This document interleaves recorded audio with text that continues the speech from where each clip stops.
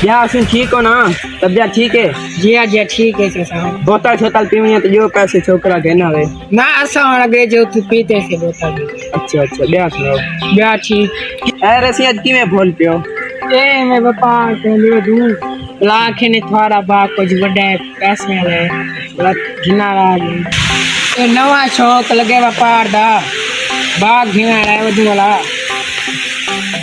ओम दा पे बाग मालिक चलो ना मुराद ने पुत्रो सारा मेरे बाग गांठ खिलाओ हम दा पे मैं तन पूछदा आज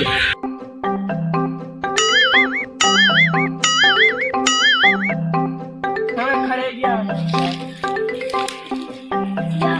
शुक्र है बात हां वे बात तो आडा भजे क्यों है वे असा तो भजे तो तू की भजी बात थोड़ी गिना है मैं तो आया चक्कर वाला मतार बोतल धरी पिलाने